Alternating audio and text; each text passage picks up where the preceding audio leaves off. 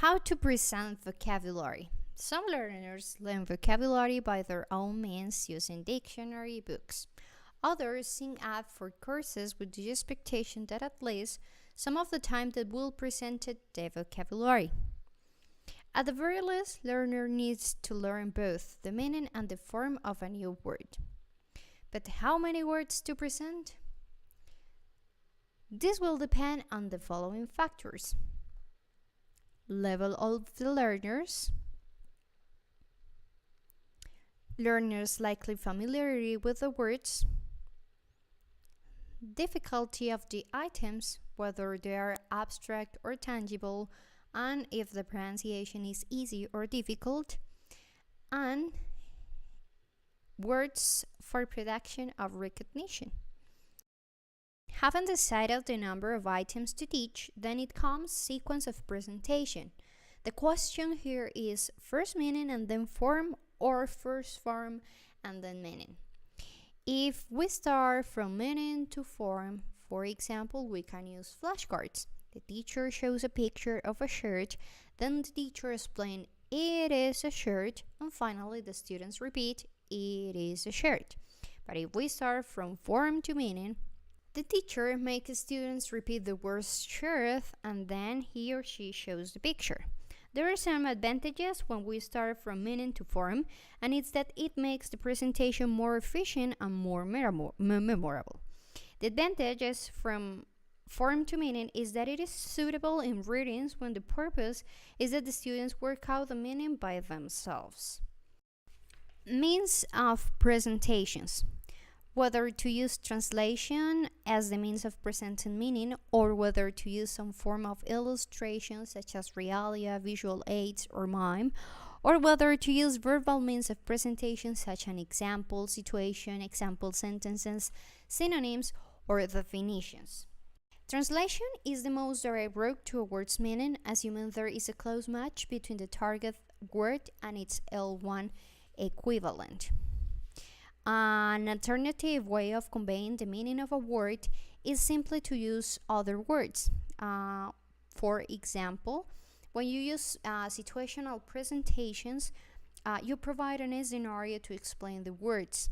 You reinforce the situational presentation with pictures, board drawings, gestures, and makes it more intelligible and perhaps more memorable. More memorable still is the situation that comes directly from the experience of the people in the room, whether the teacher or students. Example sentences is when the students hear the words several times, increasing the likelihood of retention in memory. Students hear the words in a variety of typical contexts. Students get the information of the word's forms and grammar, whether it is regular or transitive, countable or uncountable. And they use synonyms to explain the words. Explain the meaning verbally is time consuming, but it can be very effective if explanations are kept clear and simple. Highlighting the stress and general shape of a word is an useful aid to retention and deserves as much attention as the individual sounds. There are some ways of highlighting the spoken form of a word: listening drills, oral drills, at board work.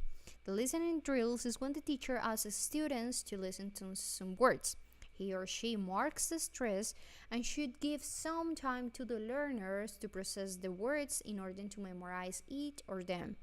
However, it might be appropriate to get learners to vocalize the new words. A drill is any repetition of a short chunk of language. The phonemic script of the words is the spoken form of a word that can be highlighted through the giving of clear models and repetition. Now, this is the spoken form of a word.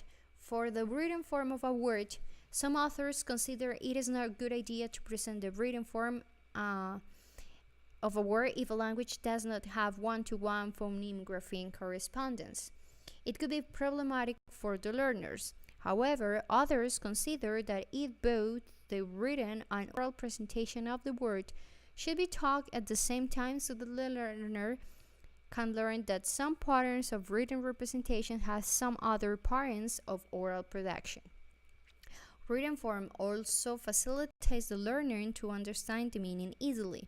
The written form should not be withheld too long.